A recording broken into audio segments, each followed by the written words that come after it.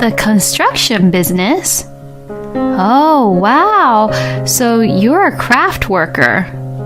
Oh, no, I am... Well, you all must have been poor. Excuse me? Both my husband Keith, my whole family and I were just absolutely mortified and speechless at what my mother-in-law Amelia just said. Since that moment on, the lively dinner party which everyone was enjoying got spoiled. My name is Melissa, and I am 28 years old, and I work at an office. My husband, Keith, and I have been dating for a year now, and we are planning to get married. And today is the day we are going to greet my husband's parents. I have been nervous all morning because I was meeting Keith's parents for the first time. I wonder if I will be able to greet them properly. Oh, don't worry too much. It'll be okay. My parents are not the kind of people you should even be that nervous about. But I'm not too sure if Keith loved his parents a lot, but because of that, he hardly talked much about his own parents.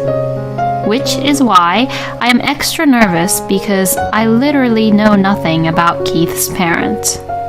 And I also remember Keith saying this to me.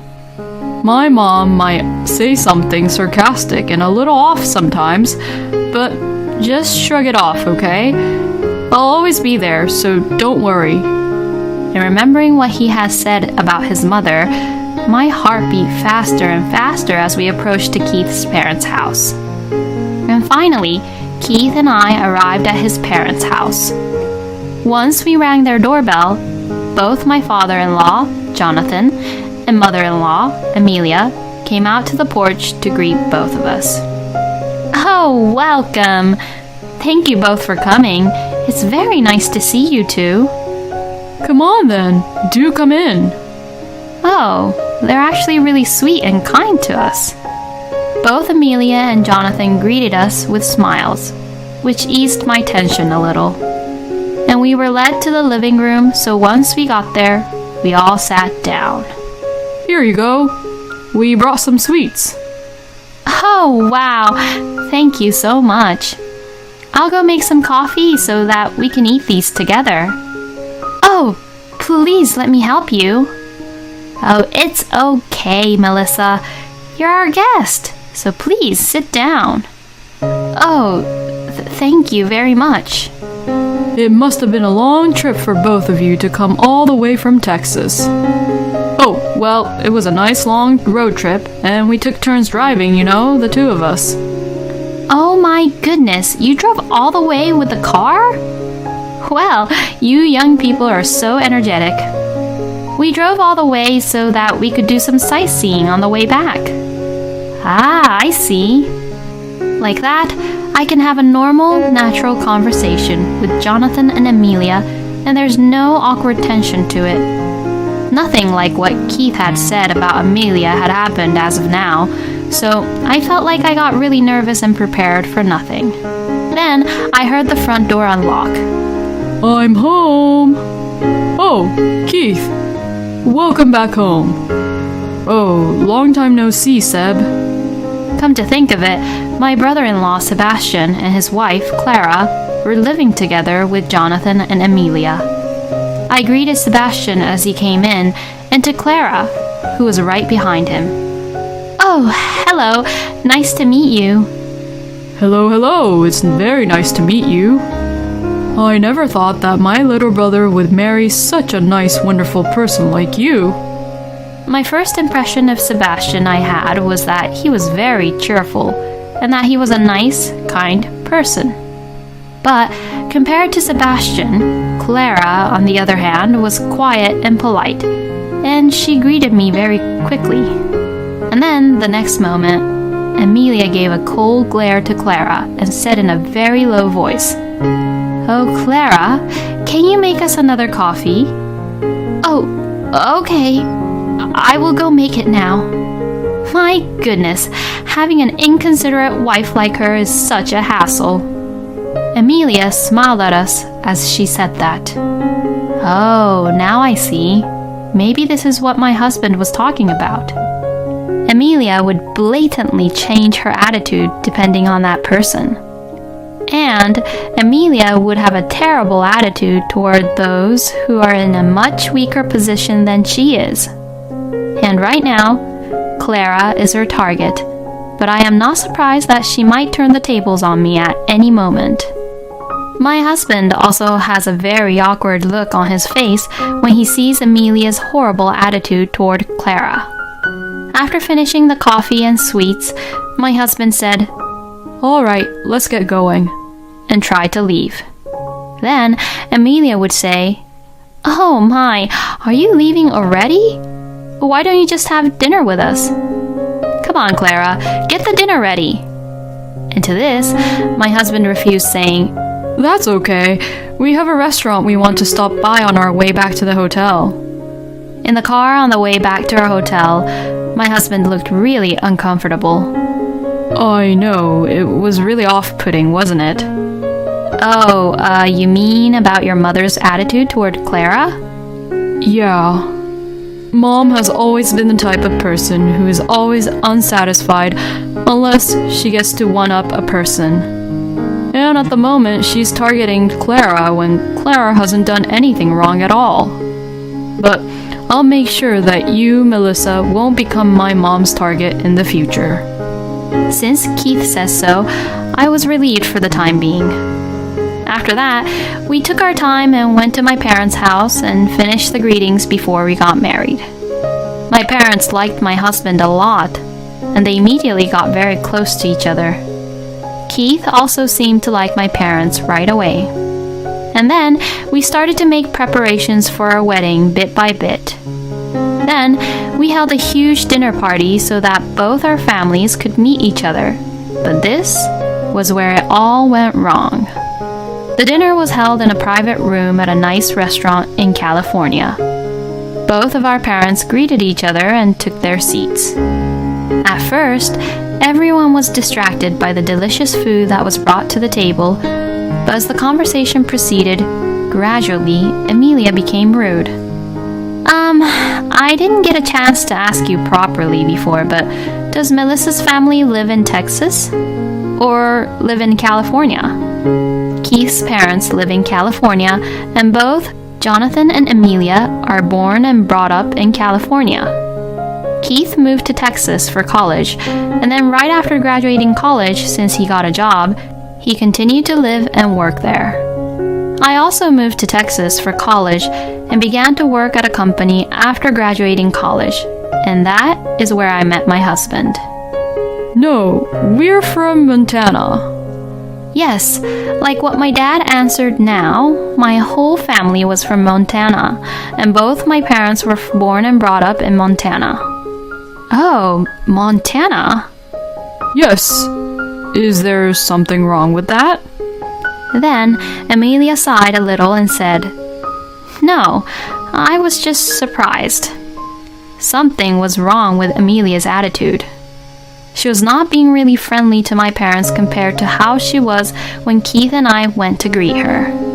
Then Amelia says this, "Well, my image of Montana is just having very cold weathers during winter, and I don't get the impression that there are actually any people living there." Hearing this, both my parents and I were speechless. Are people properly keeping up with the modern civilization over there in Montana? Oh, I wonder if they have smartphones over there.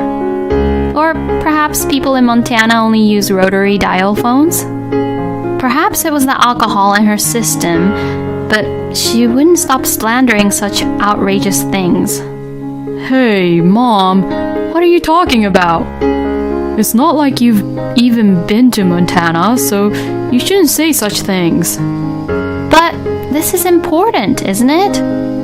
It would be a big problem if the woman who comes to marry you doesn't have a proper education or something like that. Besides, I just don't like the cold, and I never thought that it would be a place that I would go to, so that's why I don't go to Montana. Even though Dad was witnessing Amelia's terrible attitude, he replied back gently. Well, we certainly do use smartphones. Besides, we're all used to the cold during the winter since we've been living there for a long time now. Is that so? Anywho, what kind of work do you do, Henry? Dad was being so polite, but how could Amelia be rude like that? I am in the construction business. The construction business? Oh, wow. So, you're a craft worker. Oh, no, I am...